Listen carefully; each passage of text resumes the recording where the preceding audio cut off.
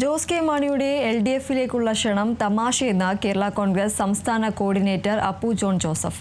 മുന്നണിയിൽ പ്രശ്നമുണ്ടെന്നത് മാധ്യമ സൃഷ്ടി മാത്രം. 10 സീറ്റുകൾ കേരള കോൺഗ്രസിനുണ്ട്.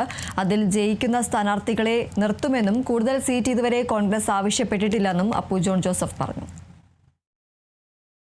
തറവാട് എന്ന് പറയുന്നത് പി ജോസഫ് നേതൃത്വം കൊടുക്കുന്ന കേരളവാസാണ്. പിന്നെ അതൊക്കെ ഇപ്പം ഈ ഒരു ഏതോ മാധ്യമപ്രവർത്തകർ ചോദിച്ചതിന് ജോസ് കെ മാണി ഒരു മറുപടി പറഞ്ഞതെന്നല്ലാതെ ഇവിടെ നടക്കുന്നത് സീറ്റ് ചർച്ചകളാണ്. അത് ഈ വരുന്ന ദിവസങ്ങളിൽ തന്നെ അത് പൂർത്തിയാവും. കക്ഷി ചർച്ചകളിൽ ആകെ ഉണ്ടായി വരുന്ന ഒരു ചർച്ച എന്ന് പറയുന്നത് മത്സരിക്കുന്ന സീറ്റുകളിൽ ജയസാധ്യതയുള്ള സ്ഥാനാർത്ഥികൾ നിർത്തണം. ഈ 10 സീറ്റുകളിൽ നമ്മൾ നിർത്തുന്ന സ്ഥാനാർത്ഥികളുടെ കാര്യത്തിൽ തീർച്ചയായിട്ടും നമ്മൾ ഒന്നല്ല ഒരു 10 പ്രാവശ്യം വട്ടം ചിന്തിച്ചിട്ട് നിർത്താവുള്ളൂ എന്നുള്ളൊരു റിക്വസ്റ്റ്, ഒരു അഭ്യർത്ഥന കോൺഗ്രസ് പാർട്ടിയുടെ ഭാഗത്തു നിന്ന് പറഞ്ഞു. നമ്മൾ എന്തൊക്കെ പറഞ്ഞാലും ഈ അസംബ്ലി തെരഞ്ഞെടുപ്പ് എന്ന് പറയുന്നത് വളരെ നിർണായകമാണ്, വളരെ ടഫായിരിക്കും.